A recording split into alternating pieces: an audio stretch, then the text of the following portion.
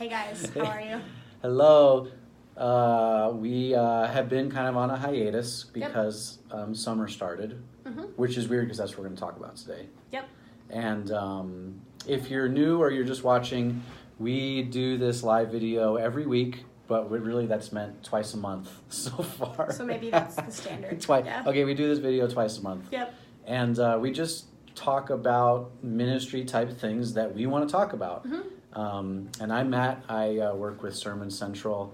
I'm a product manager, but really I hang out with the folks that use Sermon Central. Yeah. So, And I'm Abby, and I write a lot of emails that go to the Sermon Central audience, kind of from the marketing side, but yeah. So if you use a tool a lot, you've probably heard from one of us or both of us. So that's who we are. And we both also have interesting paths into and around ministry. So, when we talk about ministry, we don't completely not know what we're talking about. Sure.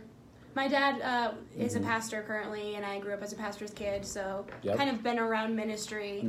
So neither one of us have, the answers to everything, but we definitely are really passionate about the Sermon Central community. Yep. So and ministry. And your experience is kind of... Yeah. 20 years in ministry and leadership, and it's been, So anyway, that's who we are. And today... Brazil! Hello, welcome. Wow, that's far away. It is. But today we want to talk, so in ministry, so it's May, whatever it is today, 29th? So May 29th, so graduations happened. Yep. We just had Memorial Day. And so now we kind of get into the summertime, and that's what we were talking about. Yeah. So I thought you said really well about summer, but I can't remember what you said. Well, what did you say? Yeah, I was just basically saying summertime in ministry is kind of a weird time. So we'd love you guys to come and tell us, what do you do during the summer, and why do you think summer is unique and important? What are some programs you do? We'd love to learn. But how, from a church-going perspective, as somebody who's, attending church right now, it's kind of one of those things where in the summer I notice this, and I know you pastors notice this, attendance drops off a little. People are going on vacation, big family get-togethers. Attendance seems to take a dip, and that can be discouraging, I think, for pastors when they look around and they're like, does it matter what I'm doing this summer? Right. Does it really matter? Right. At the heart of what they're thinking, they want to make a difference for the kingdom, and they're wondering, does this matter? Yeah. It feels like people aren't really attending. Yep. I think that's super insightful what you're saying. That's the part of it is, you begin to wonder, why am I even preparing if no one's going to show up here? And so dealing with that, but it also, like you and I are talking about, it's because it's a time when families have a little more freedom, there's a lot of great things you can do too. Yeah, you were talking about a couple of really fun ministry things you can do in the summer specifically. Yeah, I love, a lot of churches do a neighborhood VBS. Yeah. I don't know what the statistics are on VBS, but, statistically, I can only imagine how many hundreds of millions of people have been impacted by a local neighborhood VBS. And it could be their first time even hearing about church through their kid or through, So I think those are super cool.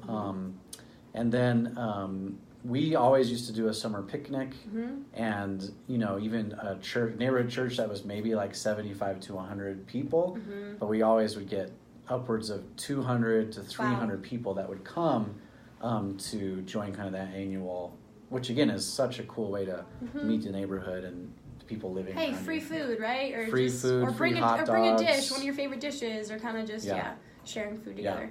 So I love those. Summer missions trips. Yeah. You can do pool parties, but everybody has to dress modestly. Yeah, you got to be careful about that one.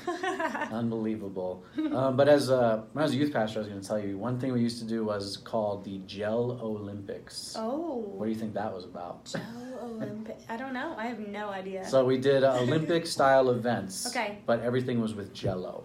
Yes, so Jell-O. like shot put with Jell-O. Yep. Relay races with Jell-O.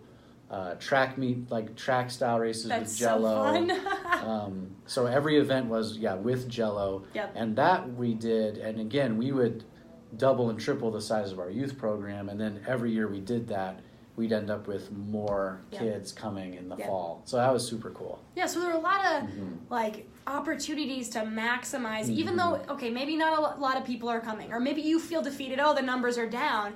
But I guess we just want to encourage you guys today to really be creative and be encouraged that the people who are sitting in your church on Sunday are the people who need to hear what God has put on your heart, you know? And so, like, walk in confidence and share the message that God's given you and be encouraged because, I mean, there's a lot of really cool opportunities, like you were just saying, in summer to reach people, to reach unchurched people, to to grow your church. And maybe like they're gonna say, oh, what church should I go to come fall? And they think, oh, in summertime that one church had that barbecue, or my friend told me about the VBS, I'm gonna go check them out. You know, so it's kind of like the long game too of not giving up in the summertime and just utilizing it and being creative.